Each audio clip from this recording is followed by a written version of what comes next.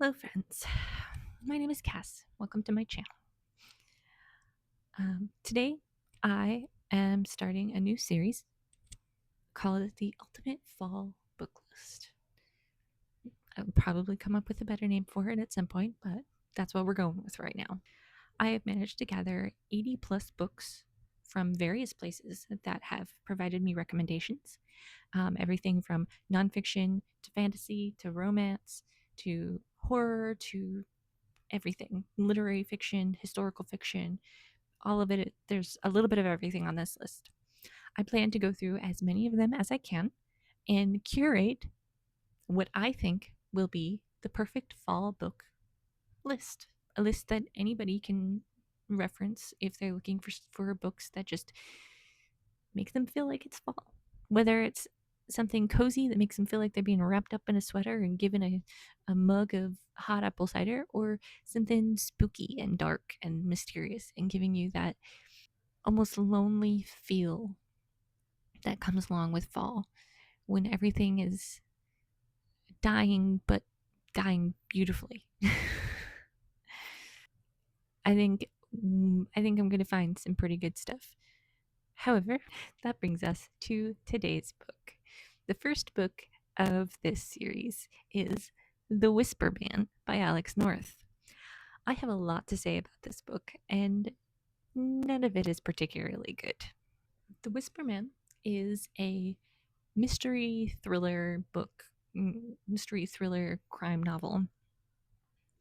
And the basics of the story is that a man, Tom, and his son, Jake, move into a new town where 25 years ago, a serial killer lured small boys away from their families by whispering to them through their windows or doors or so on. The killer was caught, and now 25 years later, after Tom and Jake moved to this town,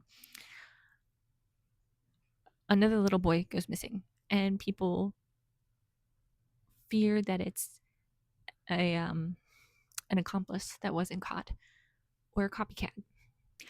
That's essentially what the summary will tell you the book is about. However, that's not really what the book is about at all. Does it have those elements? Absolutely. Is that the focus of the story? Not even close. Just to give you a brief introduction to this book, there are, and I should warn you, there's probably going to be spoilers. So if you don't want to know what happens and you don't want to know any spoilers at all, then you probably shouldn't watch this. I'm going to do my best not to spoil anything too much, especially the mystery of it all. But I'm not going to guarantee anything. Anyway, so a brief introduction to the characters. There are 5 points of view in this story. 4 of them are in third person, and 1 of them is in first person. When you first start the book, you start by reading a letter from Tom to Jake. That basically says, hey, I'm going to tell you the real story of what happened when you were a kid, whatever.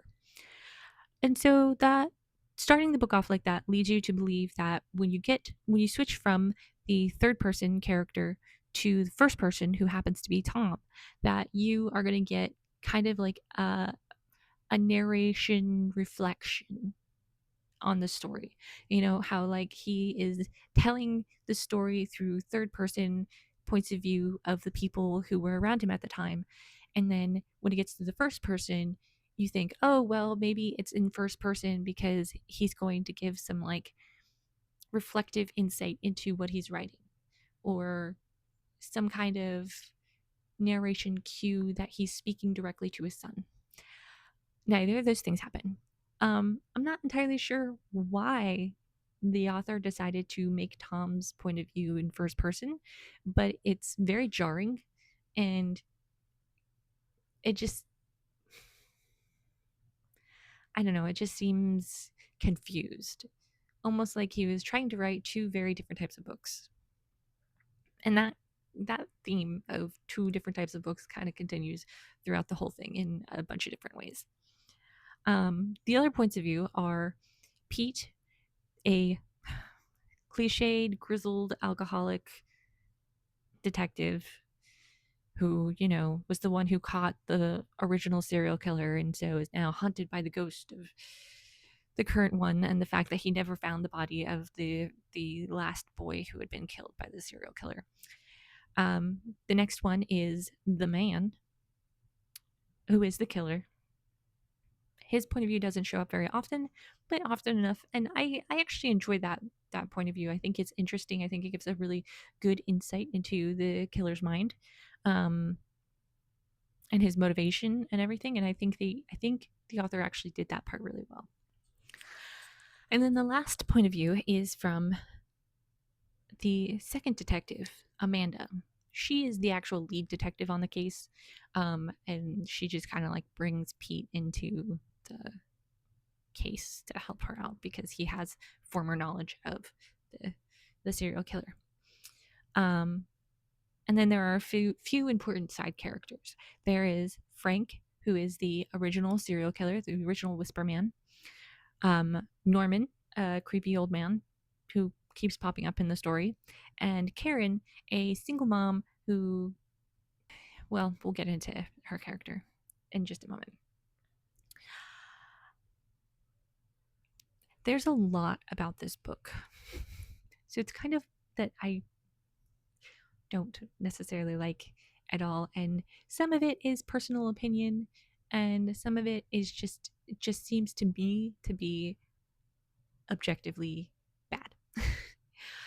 One of the first things that really started, I didn't even really realize that it was the thing that was making me so mad about reading this book, until long afterwards, after I'd been thinking about the book more. The female characters in this book are just barely even people. Even Amanda, who has a point of view in the book, is barely a person. She doesn't really have a personality. Her personality is just cop. Like, that's it. And even then, it's kind of like obnoxious, and she's just a cop.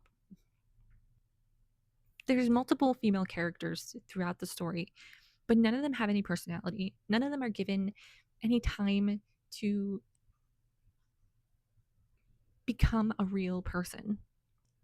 Like, one of the main plot points of this book is that Tom's wife died unexpectedly less than a year before he moved to the new town with his son. His son was the one who found the body.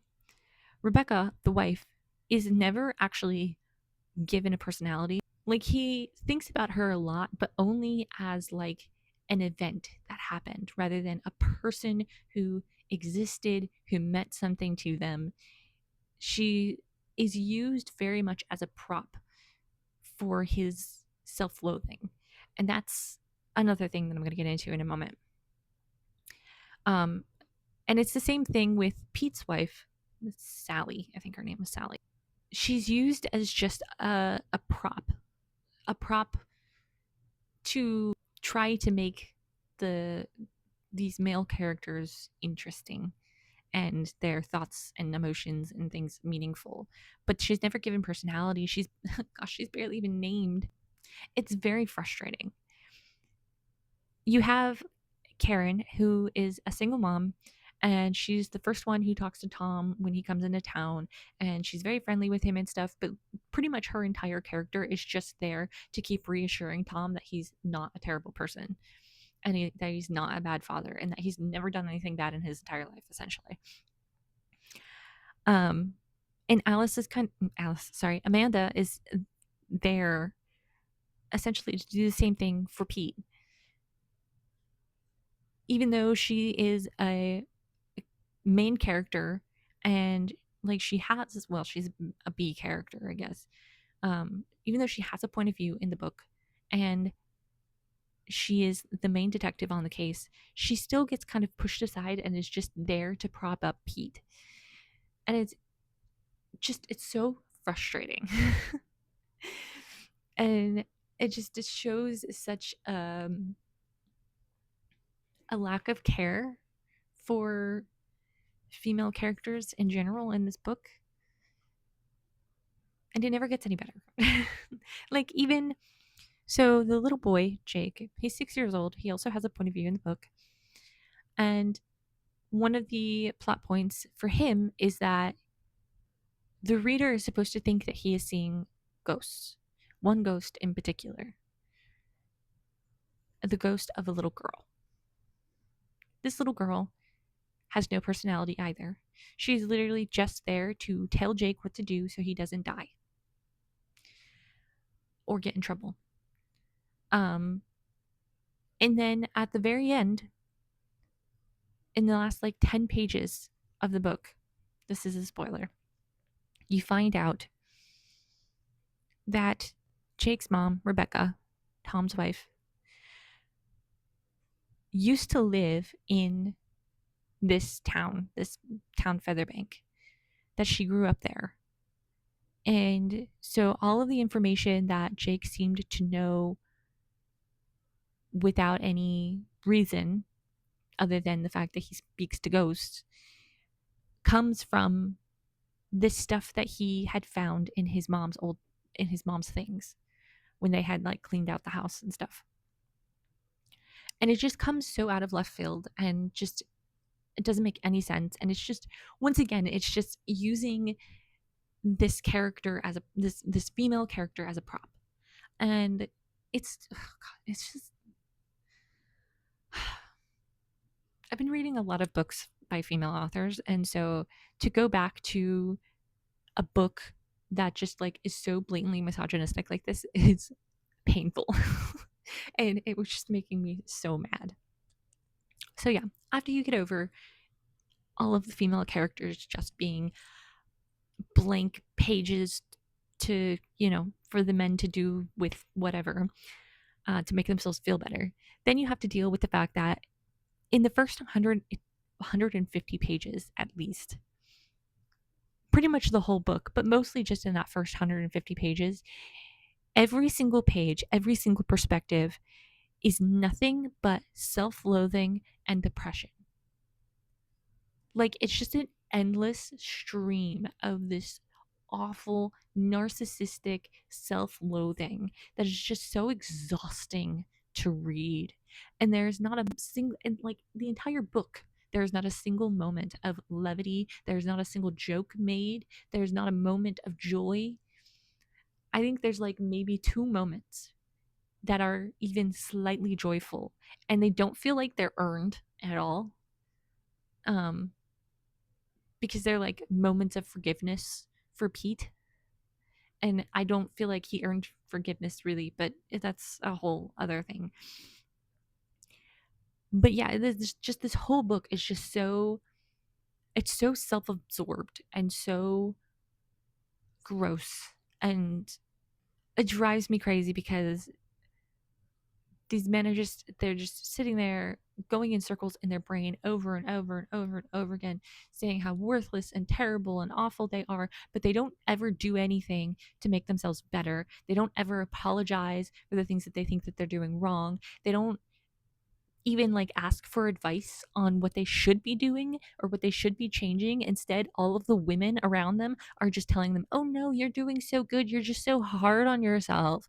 And no, they're terrible. Like, your son is the one who finds your wife's dead body and is clearly traumatized.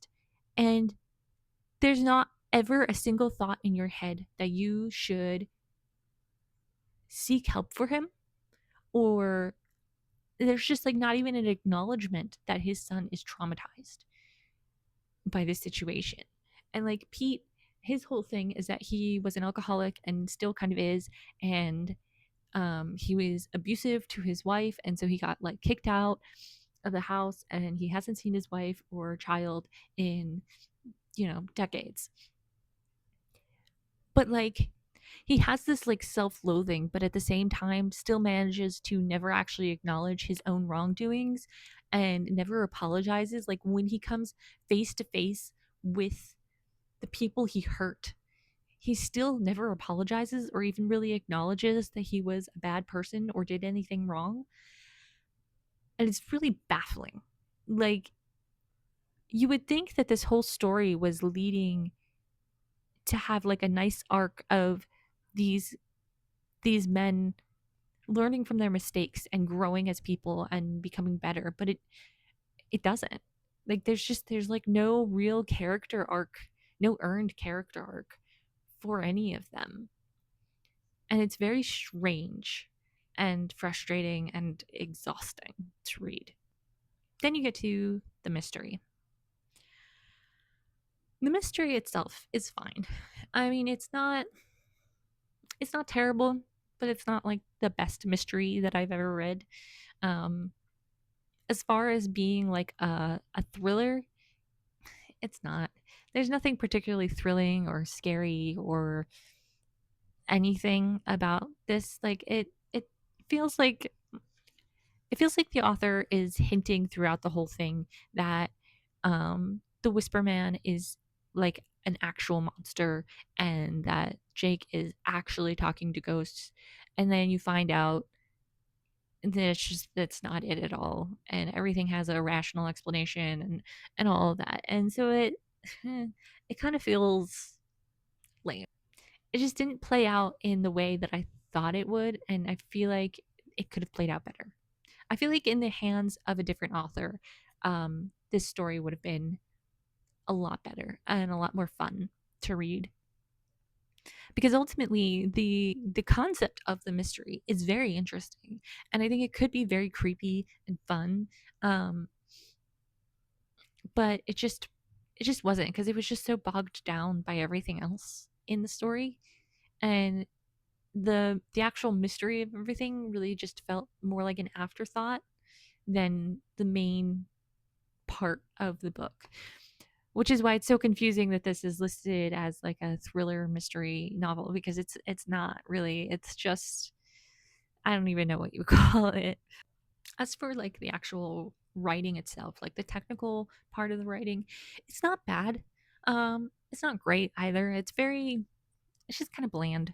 There isn't really any description as far as like creating an atmosphere.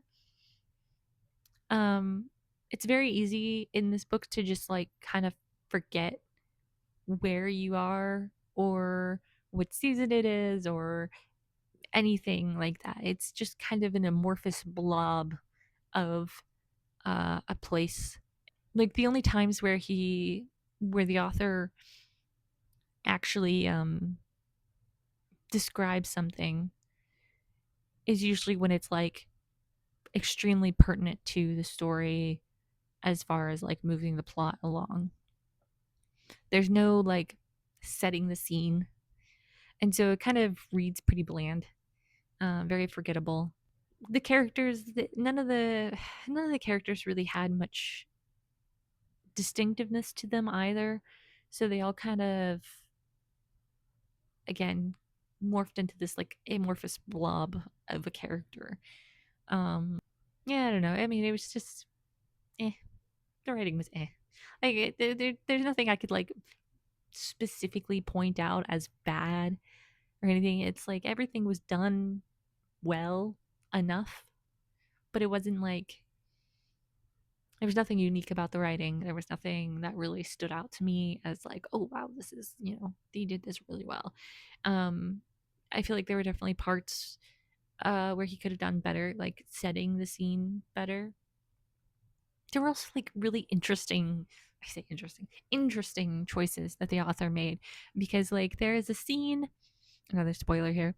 There's a scene where Jake, I should mention that Tom is an author. Obviously, he's supposed to be writing this book. Um, and in his grief, he was writing to his dead wife, and he was doing the typical understandable grief thing where he is like very angry at her for abandoning him and leaving him to take care of Jake, and he's very frustrated with the situation. He's very frustrated with Jake and with himself and so on, and so he's like writing all this grief and anger out.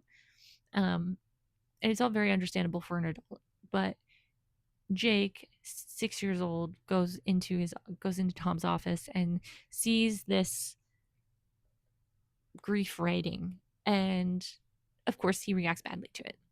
Because like, why wouldn't he? He's 6 years old. He doesn't understand. Um, and so they have this point of conflict where Jake thinks that his dad just absolutely hates him, and then the next chapter, it's just resolved, and you don't get to see the resolution though. Like, the other had the chance at this point to have a really meaningful moment between father and son, to have a moment of understanding, of being willing to change, of, this moment that could have been a really good turning point for Tom's character.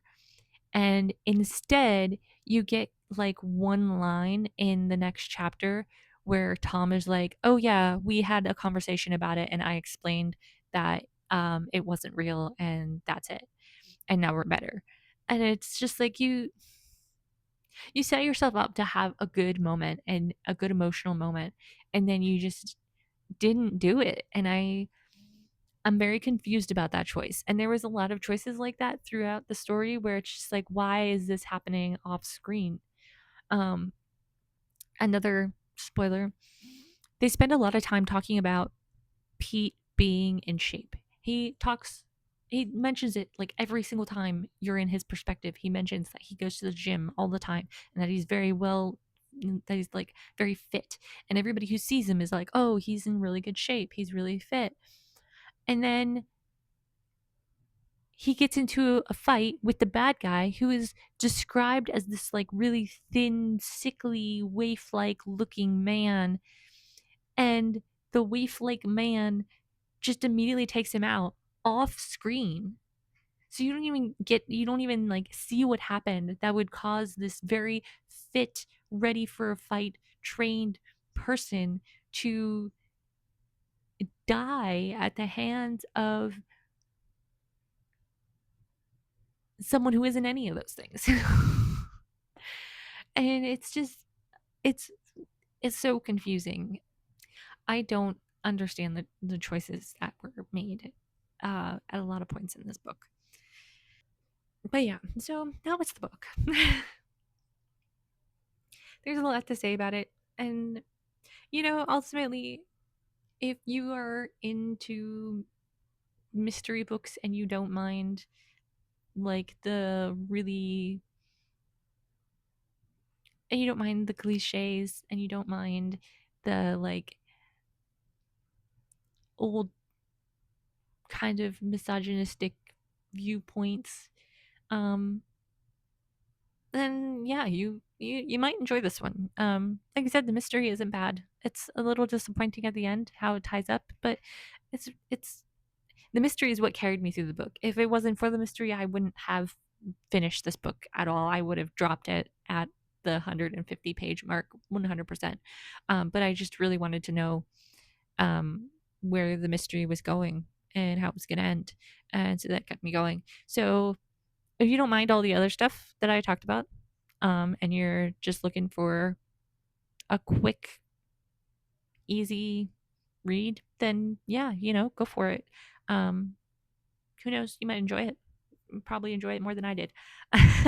um, but as far as does it pass the fall vibe check? No, it does not. Despite the fact that the majority of the book takes place in September, like I said, it just wasn't very descriptive. There wasn't really any atmosphere at all, let alone a fall atmosphere. Um, they're just, yeah, it just didn't hit. It didn't hit. Um, but yeah, that is The Whisperman by Alex North. I don't recommend it, but you do you, I guess.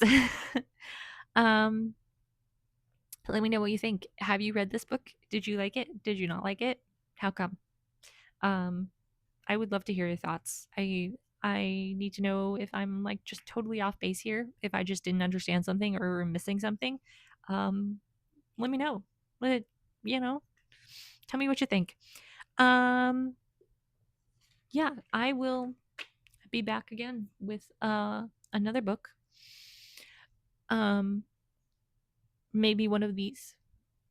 These are books that are on my list.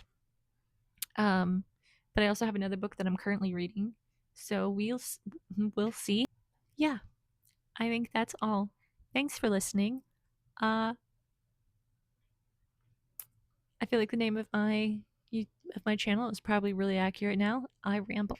That's what I do. I love to ramble about books. And if you like listening to me ramble, awesome. If you don't, that's okay too. But if you do, please remember to like and subscribe. And I'll see you all later. Bye.